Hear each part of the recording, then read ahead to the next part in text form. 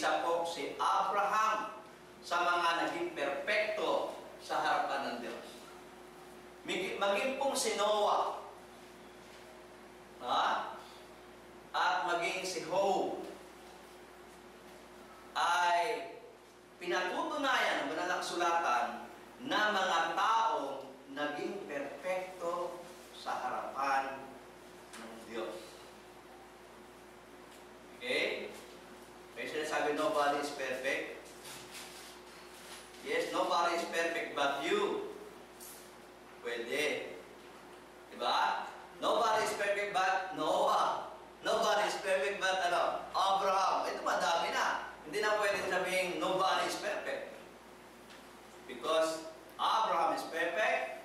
And now, babasa tayo po ng mga banal na kasulatan na ipapatunayan sa atin, literal natin mababasa, even Noah and Job were perfect. Sabi po ng banal na kasulatan sa Genesis chapter 9 o 6 verse 9 ay ganito.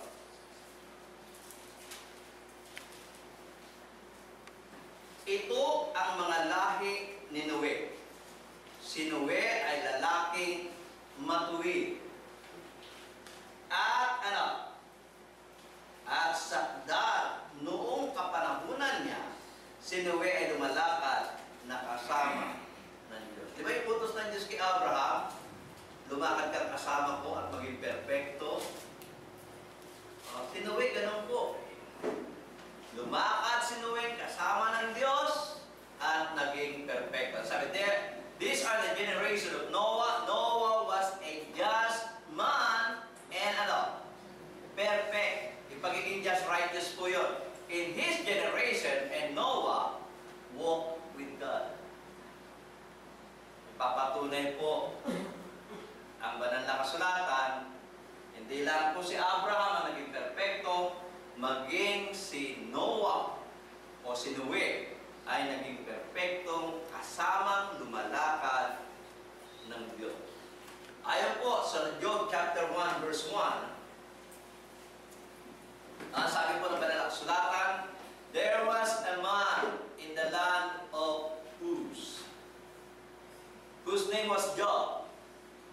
And that man was perfect and upright and one that feared God and ayun basahin, evil. Okay. So sabi po nung sa Job, sa Tagalog, ang sabi po ng banal na kasulatan ay ganito.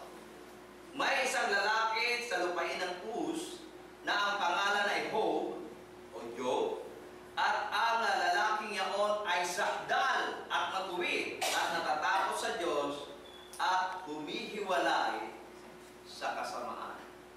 So itong taong ito, ang pangatlong tao na nabasa natin sa banal na kasulatan, na sila ay mabuhay, si Abraham ay naging perfect, si Noah ay naging perfect, maging si Job ay lumakad sa mundong ito na kinonsider ng Diyos. Ayon sa banal na kasulatan, na itong taong ito ay perfect. Okay? So, sa Bible, ano pa talaga yung definition ng perfection?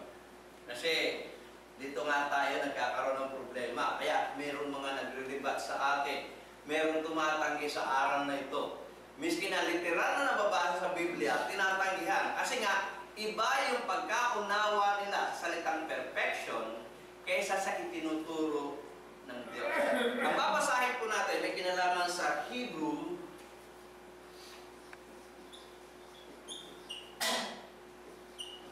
parallelism.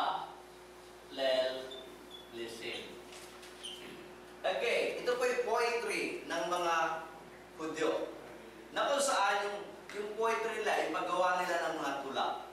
Hindi po kagaya ng paggawa natin ng mga tula. Tayo po, pag gumawa ng tula, nag-rhyme sa sound. Nag-rhyme po sa sound. Madalas natin in-example, ako'y tutula, mahabang mahaba, nag-rhyme yung tula sa haba. Ako'y uupo, tapos na po. Na yung upo at po ay nag-rhyme sa sound. Okay? Sa sound.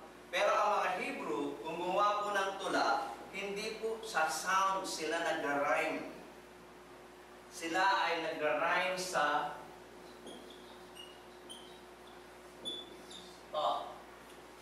isip. At itong Hebrew parallelism na kanilang poetry ay nagiging parang ano? Dictionary.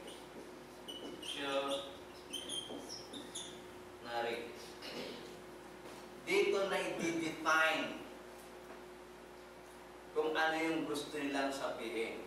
Ginagawa nila, yung line 1, meron siyang ginawang line 1. Yung line 1, para maunawaan mo, meron ko rin babanggitin sa line 2 na makakatulong sa'yo upang upang maunawaan mo ang